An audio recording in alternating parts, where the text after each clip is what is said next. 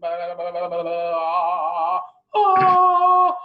hello, folks, and welcome to season 2, episode 5 of the Bodhi Bros. I am your co-host, John with a J, And I'm Bodhi Ray, and today we have the wounded empath versus the enlightened empath.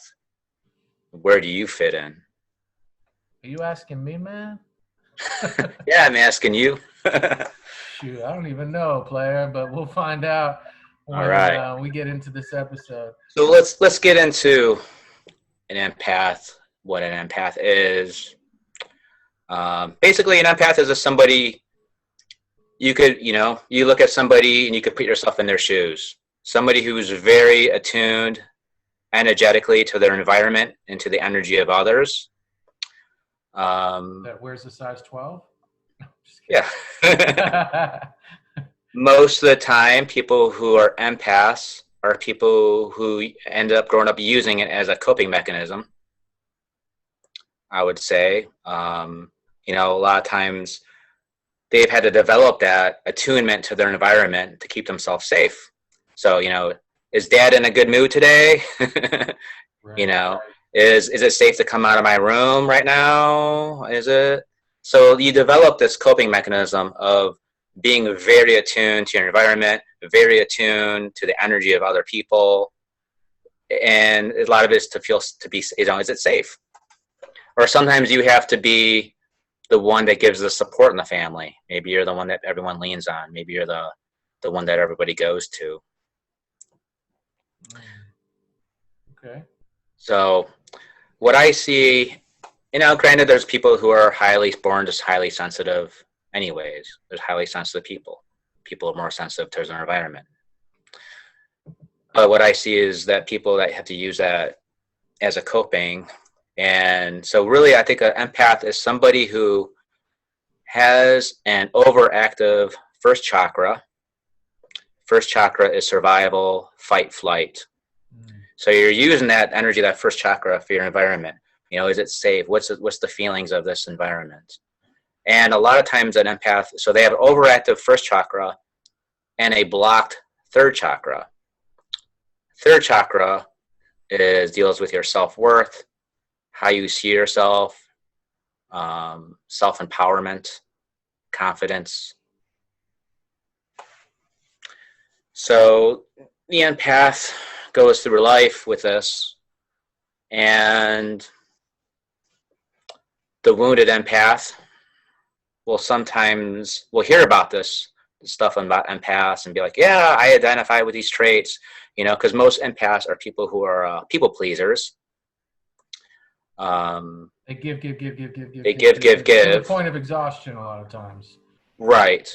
And they constantly emptying their vessel, never filling it up, because they find their identity in serving others, because that's what feels good, and that's what their program is. That's what fills them up, in essence.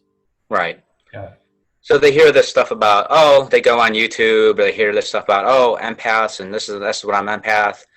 So we'll talk about some of the traits of the wounded empath, and then some of the traits of, I guess we call the enlightened empath. And it's a spectrum. Right. We're all empaths to some degree. I was waiting for you to say that, because it's one of those topics where I'm like, okay, here we go. We're going to talk about, this is what Ray said he wants to talk about. That's fine. I don't know how I feel about it. Well, okay, let me explore how I feel about it. I feel like a bunch of people will go around, I'm an empath. Oh, I'm an empath. They're like, oh my God, one time at empath camp, empathy, empath. And it's like, okay, well, guess what? I'm right-handed. I'm a vegan. I'm a carnivore. Like, I have 2 eyeballs. Like, this is an accessible thing for anyone. If I'm hearing you right, this is an accessible aspect of each and every one of our human cells that can be accessed. Of course. Could be trauma. We could be born into it. We could be guided toward it. It may fall upon us from the heavens, or through the Yes, fire it you could reach also a be developed not from trauma, but developed through the opening of the heart and the opening of doing spiritual practices. You naturally become more empathic right. So naturally that way too. So I'm not saying it could. When I was saying before about trauma, that's not the only way. But right. the wounded, someone who we call, I guess, a wounded empath, Yes.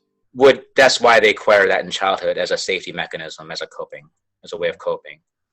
So real quick, I think this is important too.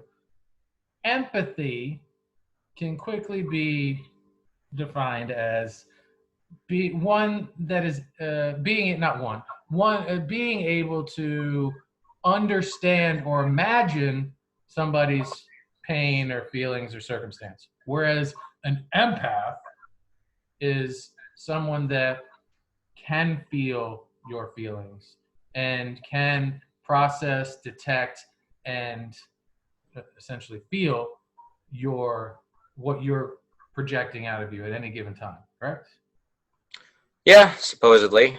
However, So, I think really a lot of the one of the biggest traits of the wounded empath is that they'll get triggered. They'll be like, I'm feeling this negativity. It's these people over there. These people are so negative, and I'm just taking on their energy. I'm feeling it, and they use the word empath. They use that label as empath to avoid their triggers and to avoid going in and doing self work. So they'll come and they'll blame the external environment for themselves being triggered, and they'll say like, you know what? There's so much negativity here. You know, I just can't. I just can't stand it. I can't be here around here anymore. I can't be around that person. And you have to realize that anything or anyone that brings you down is your own mind. It's your own head. right. And you need to stop. You need to take accountability. You need to start taking responsibility for being triggered. Right. Why are you being triggered? Why is that bothering you? Why is that person's behavior bothering you? Right. And so the wound, and I think there's different words too to put in here, but for the sake of our video today, it's wounded versus enlightened. Unhealed. You can do, Unhealed. and you can do empowered and unempowered empath. And so an empath that's wounded or doesn't understand their power, or is the victimized empath, or whatever, wherever they're at, may not fully understand or makes the choice through free will to that they don't have to absorb these energies. Like you can choose to absorb an energy, right? You Right. can choose to step into a music festival of love, light, and laughter and be like, man, this just feels like bliss. I'm going to allow all this in, whatever it may be, disingenuine or otherwise. It feels like love. It feels like joy. I'm going to let it in. You take a turn during this music festival down a dark, alley, and something shady's happening, or there's some, sketchy people, whatever, and you feel this negative energy or whatever. Now, at that particular point, you could be like, I'm not taking this energy on. If you're standing in the shoes of an empowered or an enlightened empath, you can just say, or you can step into that energy and identify with it and connect with it, understand why it's there. I'm not saying you should step into dangerous scenarios, folks, but I'm just trying to explain that just because you are an empath or you have the abilities of an empath, as we all do to whatever degree, and let's say it's super sensitive, it's super heightened, and you're a level 99 empath, whatever that may mean, there's always a choice and there's always an understanding. You don't have to absorb anything. And there's another part of this conversation too. I'll just throw a bunch of shit out there, Ray, and we could pick and Pulp Fiction this thing. But there's the introvert and the extrovert too. A lot of folks say that most empaths are introverts, which I think is a fallacy. I think a lot of people that start to discover their empathic abilities at a very young age too will turn and become introvert or introverted because of what you're talking about, because they don't know how to deal, they don't know what it is, and society says, not to feel these things or not to connect with these energies, and this is bad, this is bad. You keep your stuff, I'll keep my stuff, stay away, I don't want that, blah blah blah. It's very confusing, especially for kids. But essentially, extroverted people, and why empathic ability and just being empathic in general, serves the world to a really wonderful degree of betterment, is because we're helping to guide people to better understandings of each other and ourselves.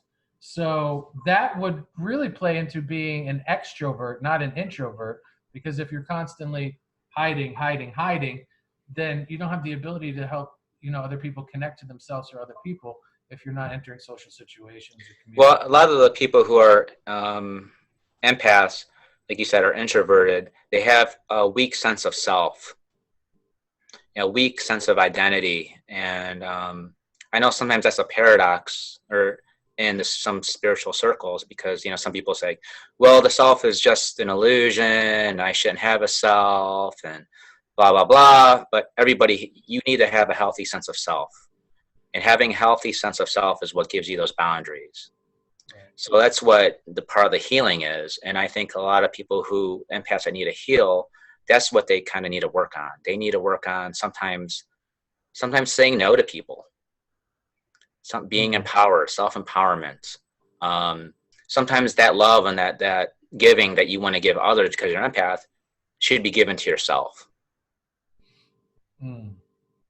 So I think a lot of times it's nurturing yourself. So sometimes empaths, you may need to take some time for themselves and maybe not be around people to work on healing. And, I would think the number one things for empaths to do is shadow work and be mindful of those triggers, that when you're out somewhere and you feel this energy and you think that, oh, this energy is negative, or I'm feeling all anxiety because there's people around me.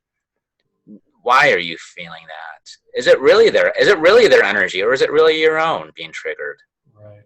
Because I've seen people too who say, I'm an empath, and you know what, I don't like being here because people are just so negative, and I don't see it. I don't see that they're being negative. And it's like, it's like sometimes like, two people can go to a party. One person can think it was a great party, and the other person can think like, oh my God, that was such a terrible experience. Right. Yeah. And it's like, well, why? And it's really, yeah. And it's not really because of, it's something that resonated inside them, that was triggered. Yeah. And it's not the party, it's something within them. So they need to be, the first step in healing is being mindful of your triggers, and doing the necessary shadow work. Yeah. And let me back up real quick, and then we'll fast forward again. But let me make it real clear, folks, that labels are dangerous. And I quickly touched on introvert, extrovert. Not one is good, not one is bad. Don't aspire to be one and not be the other. They're both beautiful aspects that are inherent in all of us. I have an introverted side. I have an extroverted side, right? Right. I'm sure it's the same for you, right? If you're being honest with yourself, right? That's the empath thing too. Some people, I'm an empath. Oh, I'm not an empath. Well, maybe you just haven't discovered that aspect of you, but it's inside of you. And this isn't a video to call and say, everyone come out and be your empath. And there's a reason why that label's kind of there, like, I'm an empath. Oh, well, you're a special human being. You were born to be this. That's silly. However, if we were all empathetic at the same time right now in today's society, that might be scary, because I don't think everyone's equipped to deal with it all at once. So it's this birthing right now, and this awareness on a global this global scale, this wave of awakening that's slowly washing over us all, that we're becoming aware of these abilities. People say, I'm extrasensory, or she's extrasensory. We all are, if we allow ourselves to get there. And some of us do that, like Ray said, through doing spiritual work and heart opening. Others of us get there through hitting rock bottom and being presented with death's door, being blasted wide open. And we have this, enlightening experience, this awakening, this revelation, whatever word you want to put on it. So yeah, I just wanted to backtrack. I don't even like the word empath. I think it's an okay word to use. Sometimes it's, if you're looking at it to see, like, okay, define where you're at in this moment and why this stuff is happening. You see, okay, well, I guess, it makes sense. I'm an empath. That's why I'm having these, these certain, why I'm always attuned so much to other people's feelings and stuff. But it seems like you said about labels. Once you find that out, get rid of that label. Yes. It's like making a diagnosis. You don't want to go around and you diagnose. Okay, well, I'm an empath. Okay, now get rid of it. Don't make it an identification for yourself.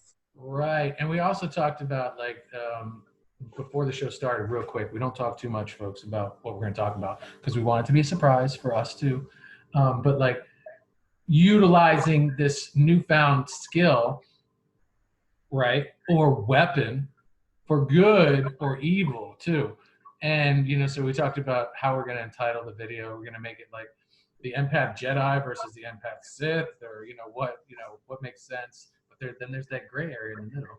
And if we're abolishing labels, where do we reside in the conversation? So where was I headed with this? Crap, had a mind fog there for a second. Well, yeah, go ahead. I could go into what you said about the Jedi and the Sith empath. So okay, so so most people are somewhere in the middle. If you're watching this, you're listening to this, you're probably closer to the Jedi empath, because the person on the other end is probably not going to even care about anything that we have to say. So on one spectrum, the end spectrum, that's the Sith empath, is what the narcissist is. Okay. The narcissist is someone who has. That's not a bad thing, folks. That's just. A narcissist is somebody who has empath abilities. They're able to attune their environment, because really empathic, it's just attunement. It's attunement to their environment, attunement to other people's feelings. However, they have the same thing. Maybe they may have the overactive first chakra, a blocked sense of self, but what they have also is a blocked heart chakra. They're unable to access that inner, I guess we call the spiritual heart. So that narcissist will use that empathic ability to scan and see, like, oh, okay, this person's a giver. This person's an empath. I could feed off them. So an empath is someone who's a narcissist, is basically someone who's extremely codependent. Their whole sense of self is reliant upon what they gain externally, the external environment, who they're with, feeding off that other person's energy. So they become kind of like a vampire. Right. So this is the extreme. This is like the Sith empath that they turn into. So instead of a giver, they become a taker, because they have no defined sense of self. And everything that they define themselves is based upon what they receive from other people. Right. I know what I was going to say earlier, and those are very good points. Thank you for saving me in the moment there. It was the weapon versus the skill. Like you said, you don't go around going, I'm an empath, I'm an empath. You also don't go around, when you've added a new weapon to your arsenal, going, I have a bazooka, I have a bazooka. You just, you keep it where you keep your bazooka, and then you take it out when you want to blow something out of the sky, right? If you're on the obliteration side of the equation. Now, same with when you're walking around your community or interacting with people. You don't, unless you have a T-shirt that says, I'm an empath, free sessions now, or whatever, or let me feel your feelings. You just be yourself, and you give from a place from what you know, and you understand your connection to that one thing that's in your Batman tool belt, to that person that's in front of you. And and I'm going to skip stones here again, but a lot of times folks will retreat that happen upon this new understanding and ability and connection within them, called empathy, called being an empath, whatever.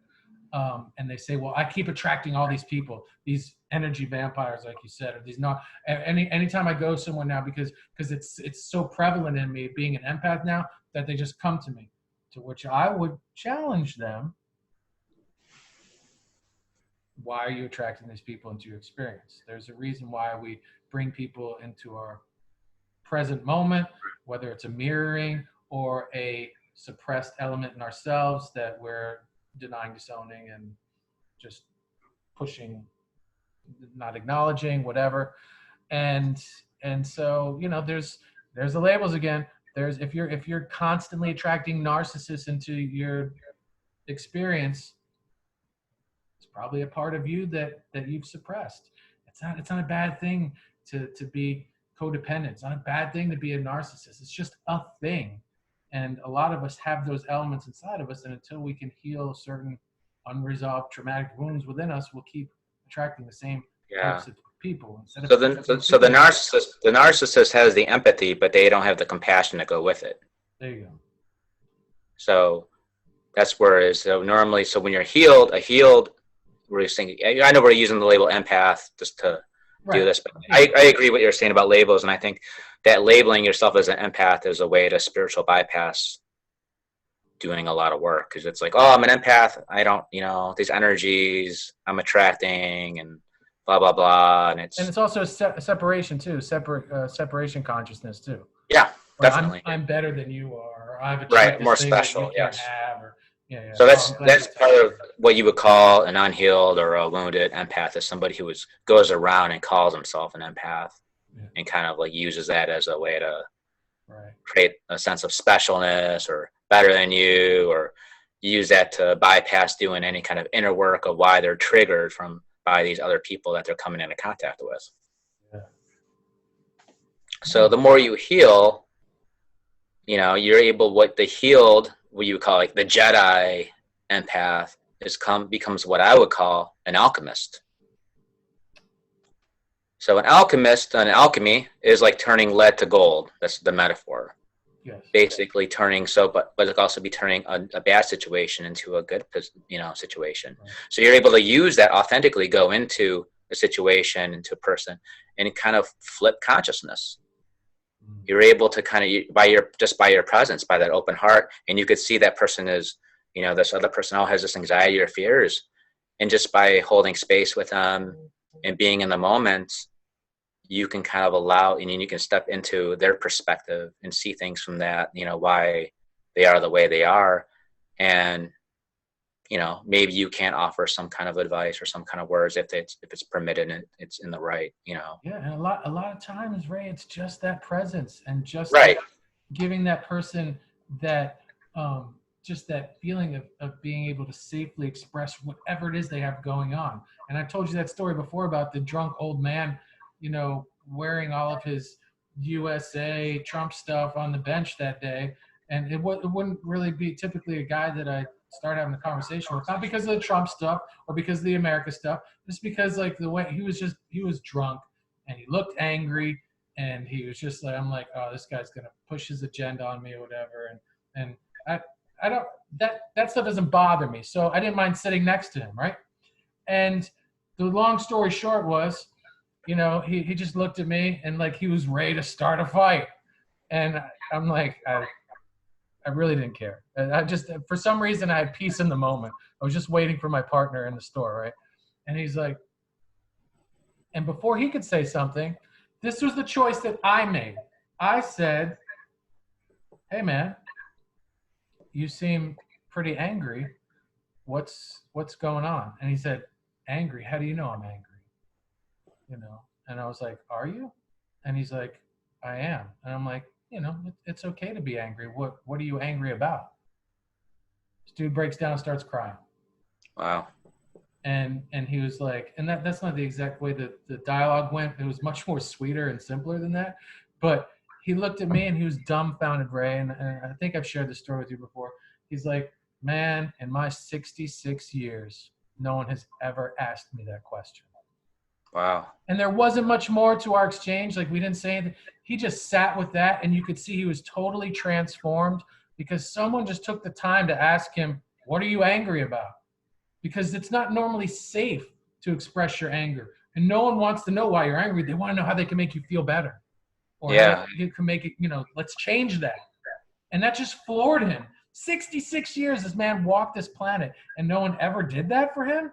That, to this day, that's changed the way. And it wasn't me being some Jedi in the moment or some enlightened being. That was just me being a human being with another human being.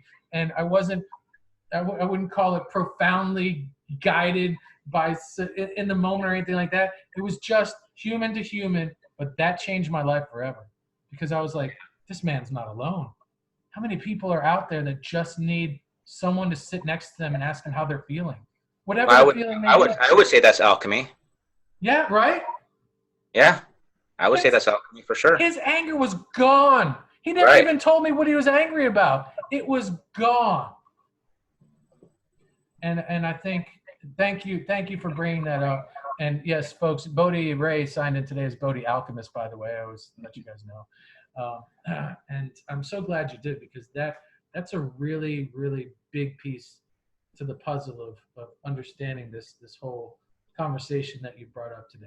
So the wounded empath versus the enlightened empath, they're still both beautiful, right? Oh, of course, absolutely. And is there anything in the middle?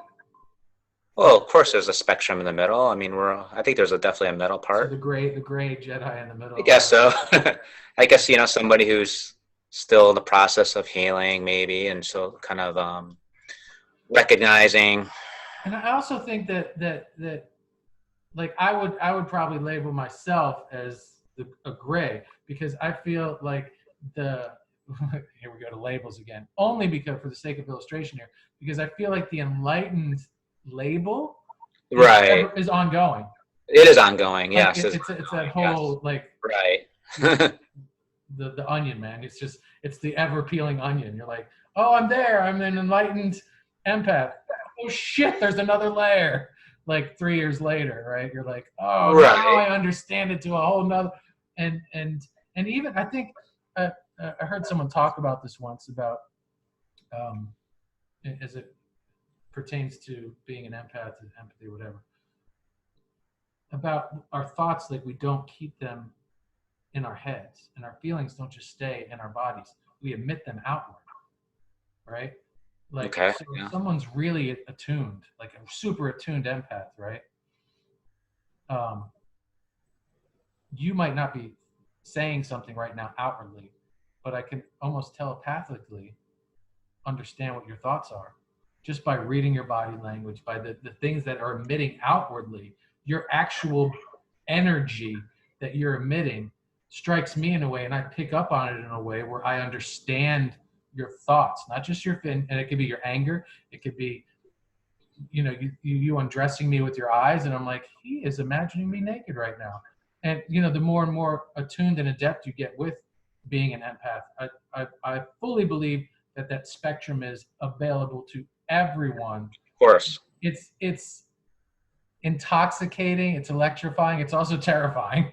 But I think it's beautiful too, because if we have beautiful thoughts, then we shouldn't be worried about what we're thinking is someone walks by, whatever like that, because we're loving ourselves, and in turn loving each other. And the more and more attuned we get, and the more and more we all become enlightened empaths eventually, because we're so far from that as a society, which is probably important. Because like I said, all at once would be chaos and just indiscernible as far as people bumping into each other. That's a lot of undefined, just knowing what to do with this energy bashing. So I don't know. I'm just rambling. I like the topic, because it's so wide open, and like I think it's treated as such like an elite thing or something like that just needs Right. it needs the Yeah. sledgehammer brought to it. Like, folks, relax. We're all empaths. Jump on board the empath train. So if you're watching and you didn't think you were or you could ever be, toot mother truckers, let's go for a ride. It's just like being intuitive. Everybody has intuition. Everybody's intuitive. Thank you. I'm an intuitive. Okay. Welcome to planet Earth. We're all intuitive here. Right. I think that sometimes the ego grabs at those labels and then wants to kind of use that to kind of create that identity to kind of, feel special. Yeah. Feel special about yourself. And feel special. Do feel special. It's a wonderful thing, especially when you uncover another layer of understanding of it and connection of it. And I've seen this, oh my gosh, in clients that I work with, with traumatic resolution processes, right? Like they will say, like, man, after that last session, I really feel much more empathetic now. I feel more like, and a lot of times they're scared about it too, right? And they're like, I don't understand. I don't understand. It's a beautiful thing. It's like the door's been open. Come on in. Well, welcome to the party. It's been there all along. Like, we've just helped each other uncover it for you. That's it. Right. And that's all it is. But it's a wonderful thing. It's not like I did anything personally to make you be empathetic, more empathetic, or introduce you to the world of being an empath.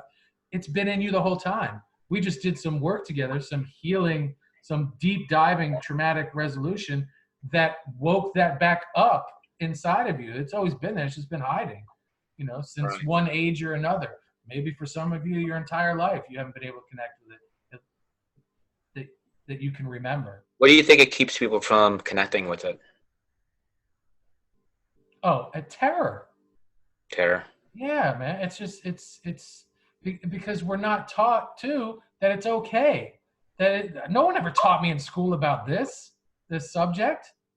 I would have thought I wouldn't know what you were talking about, or I can't even say that. I can't say I wouldn't know what you're talking about. That's wrong. Let me strike that, erase it. No one ever gave me a chance in school to understand what we are talking about today. Right. It never happened. It didn't happen for my daughter and her education as well. Don't know if it happens in private schools. I doubt it. But I think you have to go to like special metaphysical school, or I don't know, man. Like some spiritual academy of sorts that hasn't been developed yet. Or maybe it is and I'm unaware. But these things are not taught in our schools. And a lot of us as parents are guilty of not taking the time to explain this to our children. Or maybe we were unaware, like I was. When my little girl was coming up. She's 24 now. I'm trying to teach her these things now, which is much more difficult than when they're younger, because she's had a whole 24 years of life of bringing up in a way that we brought her up. And now I'm like, hey, the way we did it, I know you had a good childhood. We all had fun. It was cool. I was a good dad. She was a good mom. You were a great daughter. But I've learned some things. Let me share. And now it's kind of like, take your new hippy dippy stuff over here, Dad. Like, I've got these 24 years of this beautiful foundation of life that I have as my reference. I don't know about your new shit, So that's tough. So, what was your question? What's missing, or why don't people turn on their empath inside of them? What's keeping people from connecting to their empathic abilities? Do you Lack believe? of education, terror, and What do you mean by terror? they're just like when they feel those things, it's scary to them because it's very powerful, and so they're unfamiliar with it too, or that feels wrong, or it's intense, both emotionally and physically. Especially if you're super sensitive on that side of the spectrum, like it can wash you over in a way that's crippling. That'll give you a panic attack because physically it will shake you. It will enter you, or people, if you're in a crowd or something like that, or someone that has a very intense signature that's being projected at that moment, whatever the case may be. So yeah, it's lack of education. It is that terror element. It's also lack of support. When someone does discover these things, they reach out to their closest friends or family and they say, hey, I'm feeling this thing. And they're like, here, take this pill.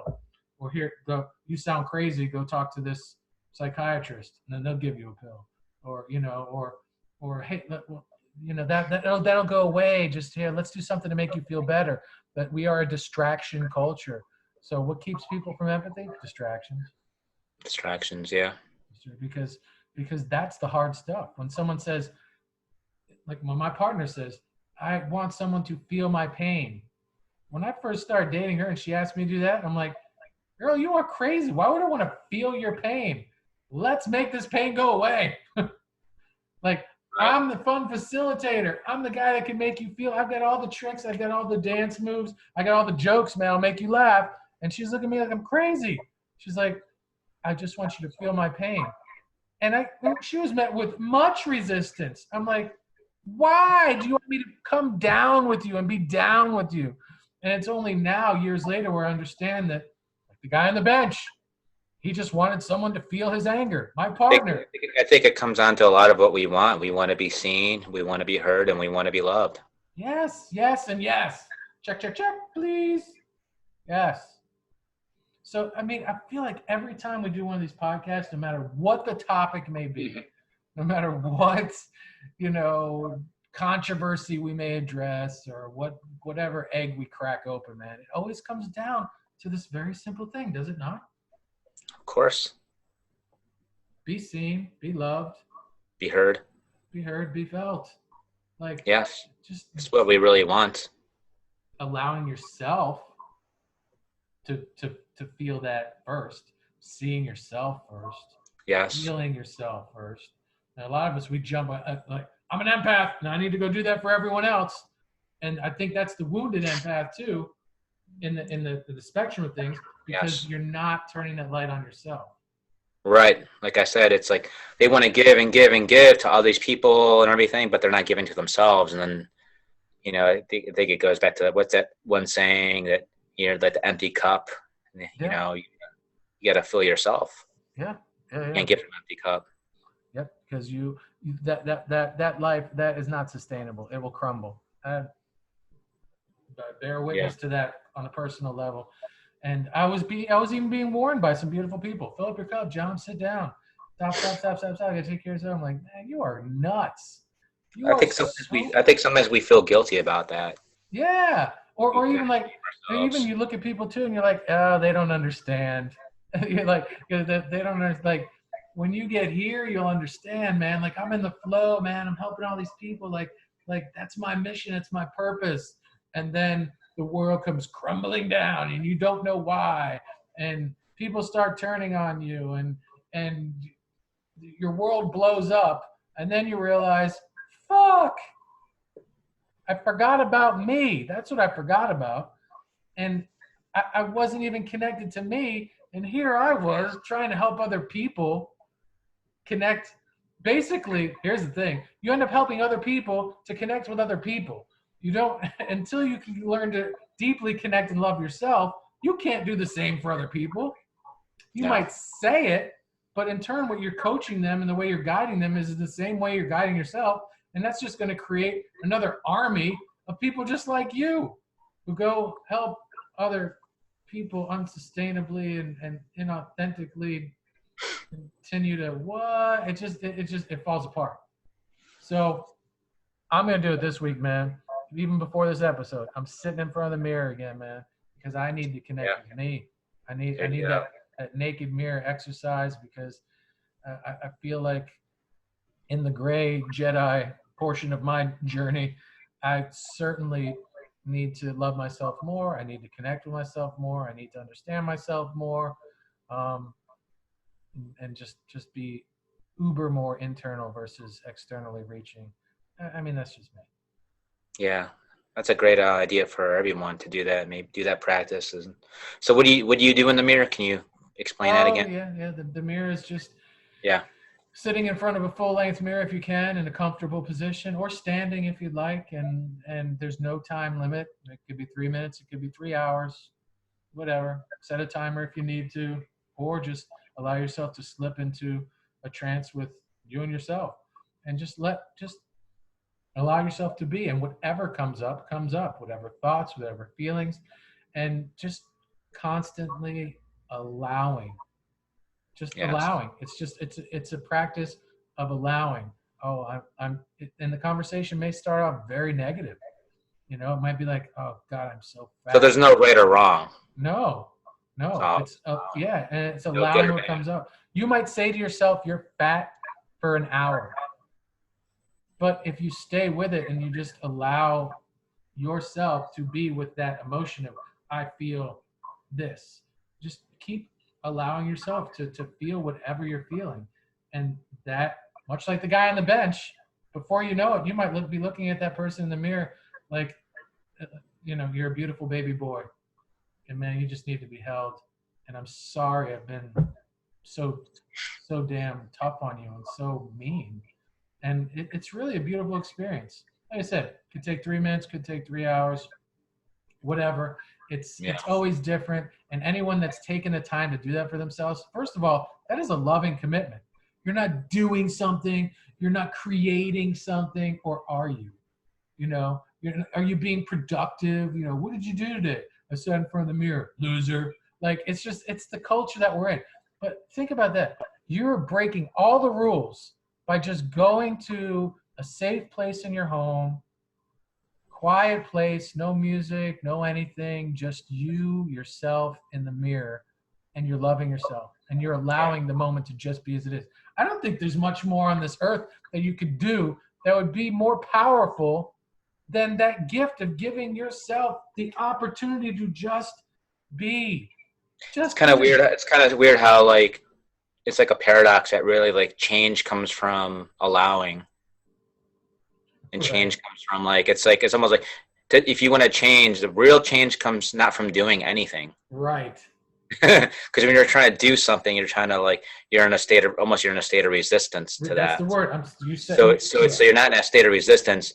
You're in a state of complete acceptance, which is really, to me, that's what enlightenment really is to be unconditionally with what is. Unconditionally irresistible.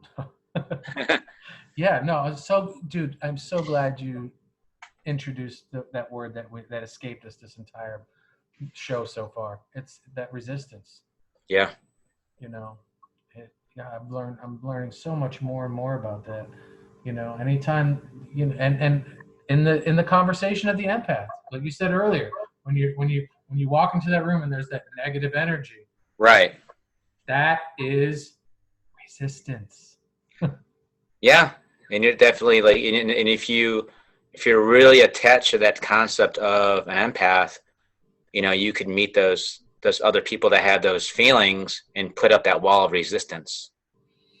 And it really maybe what you're really experiencing is the resistance, not so much their feelings. Oh my God, so well said, Bodhi Alchemist. Thank you for saying that and for sharing everything you have up until this point. I'm not cutting it short by any means, but I do want to say that before this video started, this podcast, if you will, and all the other ones leading up to today, I believe we've done a total of about 23 so far. I never have ever walked into any one of these recordings as being an expert on anything, okay? I am always excited to learn from my friend Bodhi Ray. I'm also excited to learn from myself by just hearing myself talk about a subject. So when he said, let's do empaths, the dirty, the dirt on empaths, and we're throwing around titles or whatever, and I'm like, all right, okay. And unlike when we used to review videos and stuff like that, we had something to go by, and we can regurgitate what the presenter, something to lean on, right? Something to lean on, put our own little anecdotal twists on things, share opinions, whatever. But now these are just raw topics coming from us. And when this video's recording, podcast, et cetera, started today, no notes in front of me. I think Ray maybe scribbled down a few things, right? No.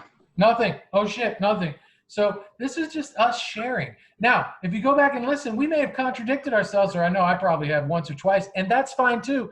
That's part of the Bodhi Bros experience. It's about getting ourselves, and by just sharing with each other that maybe we can all just relax a little bit, let the labels and the veils of things that we've constructed fall down, and see each other and be just, I don't know, I don't want to say forgiving. I want to say just understanding that when I hit the record button today, I feel I'm already a different person less than an hour later. And like a week ago, different John. 3 weeks before that, much different John. So that's kind of the challenge, at least from my perspective. And Ray, you can chime in here any second now. Like how I feel about the Bodhi Bros, and as we're defining what our show's about, our mission. I was gonna say something about I forgot, I left off about other people and empath. Is that I used to kind of misjudging or misinterpreting your feelings, that what you're feeling, the resistance.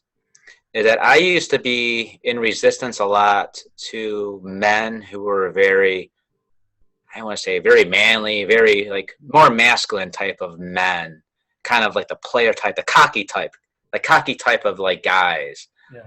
I used to be in resistance to that. And I would be like, now if I went around with that word empath, I would have been like, you know what, I can't be around those people. Like, their energy is just so bad. They're just so full of themselves. And I don't like the people who are, there's phony, and, and there's people who are, they're players and they use women and blah, blah, blah. And I would justify those feelings. Truthfully, as I did more healing, what I learned is that I wasn't really in resistance to them, because as I healed, they were more confident than I am. And they were more assertive than I am. And I lacked that. And I knew, and subliminally, subconsciously, I knew I lacked that. And subconsciously, I was kind of jealous of them, because they were more assertive than me. They had something that I wanted that I felt that I didn't have. But I didn't really know that. Right.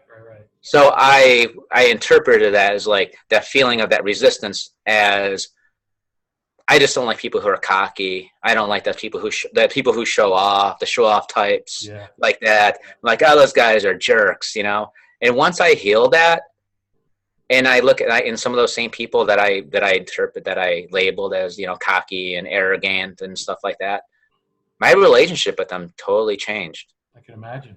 And now it's just like before it'd be kind of, it just, energetically, it was kind of an opposition to them. Now it's just like, okay. Right. I'm fine. And it's just, you just weird how those feelings kind of create that veil of perception. Now it's like, hey, you want to work out, bro? Yeah. For me, it was rich people. Same conversation, different category of folks, but the same thing. And, but it's, to me, it's just so magical how subconscious it is. And then when it becomes conscious, how much you're like, it's why was that so far away?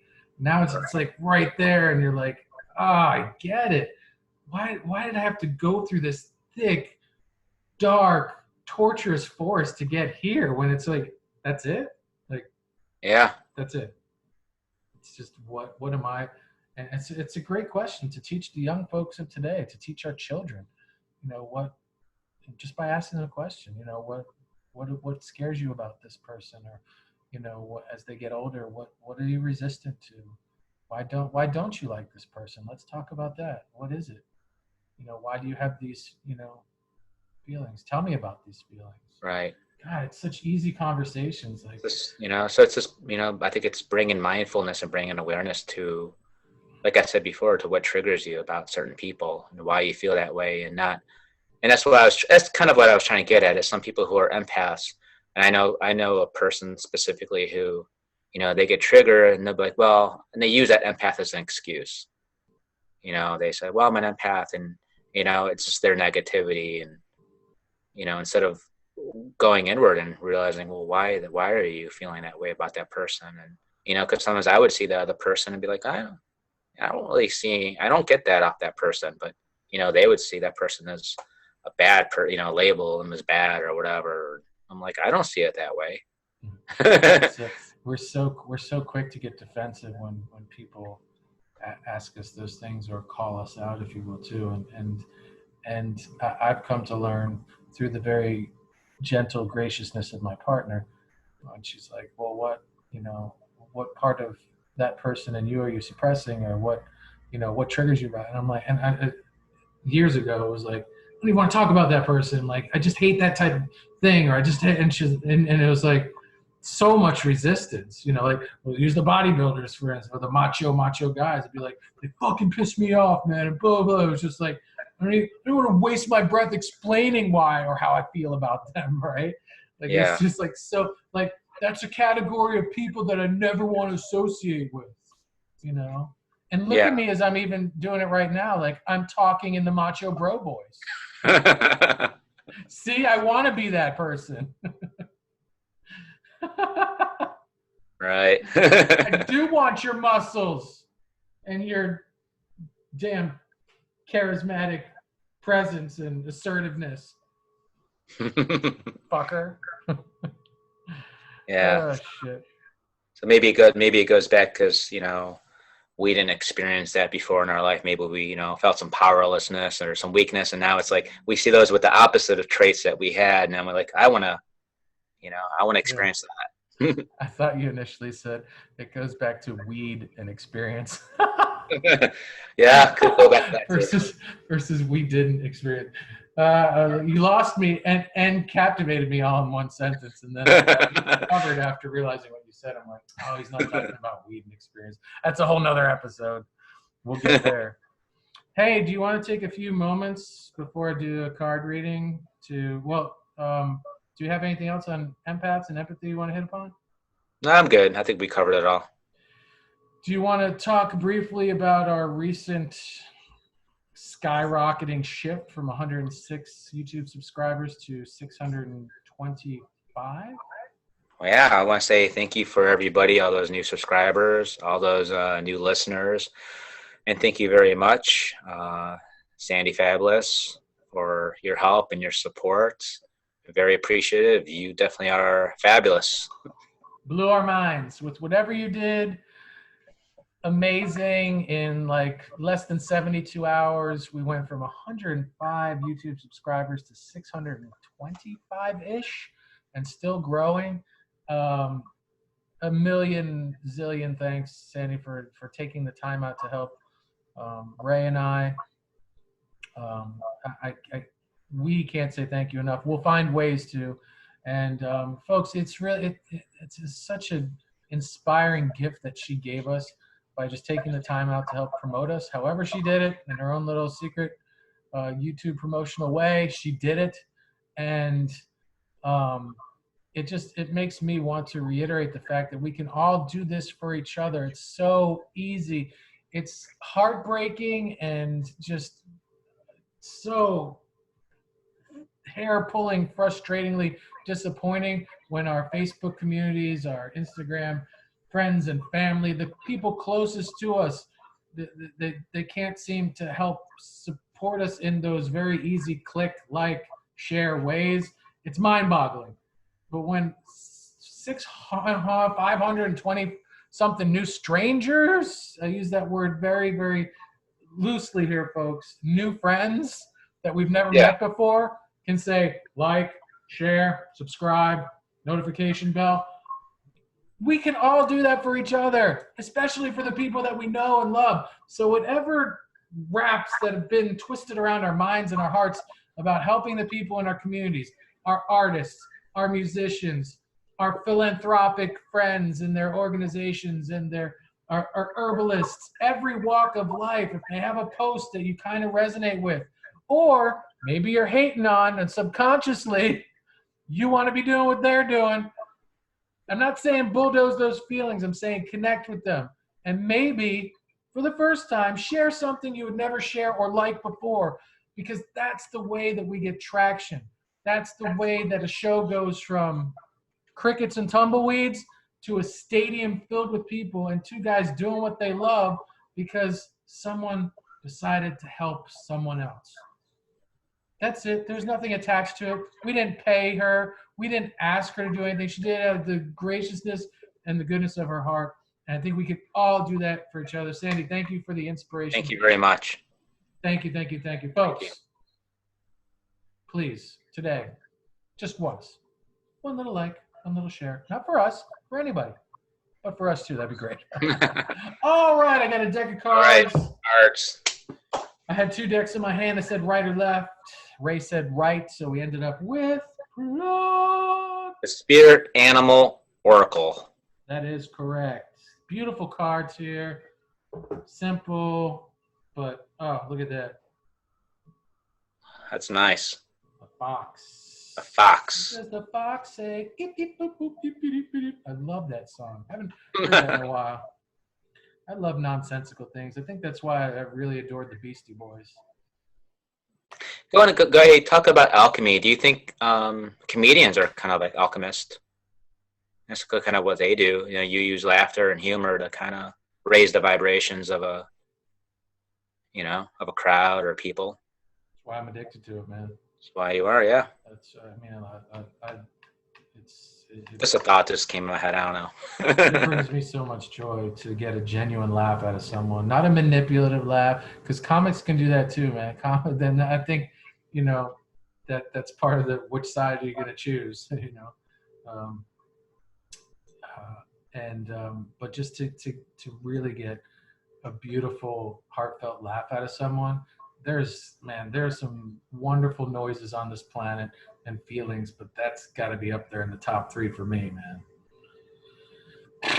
All right, give us a collective card for our audience and for Ray and I to connect with and to walk with us for this next week. Whenever you tune in, this message is not just for Ray and I, it's for you, and you. If you showed up, you're a match. Undeniable. You're tagged. Fight me all you want, but it's a message for you too. This could be the bodybuilder card right here, Ray. The bodybuilder animal spirit card. Or the rich people spirit card. Let's see. Maybe it's one of both. Maybe both. Schwarzenegger would be both. Schwarzenegger, the animal card. Come on, John, pull it out now. Do it. Do it. Come on. There you go, Arnold. That's for you. You will be tagged in this now. Okay, here you go. Okay. There's the card. Yeah. Here we go. I just want to see it. I can't decide. Okay, here it is. I feel good about this one. What you got? Canary spirit, sing your own song. I like it, man. Look, has that got a little crown on its head? Yeah, it's a canary with a crown on. Oh, I love birds. Listeners. I'm such a bird dude. I'm bird tribe all the way. Any bird tribers out there, tweet for me one time. My first pet was a bird. It was not a canary. Mine too. It's a parakeet. What'd you have? Mine too. No. What color? Yellowish, green. I mean, it was like yellowish, green, blue, whatever. No, mine was the blue one, like the different color. Okay. Yeah. What was your bird's name? Sneaky. That was Tweety.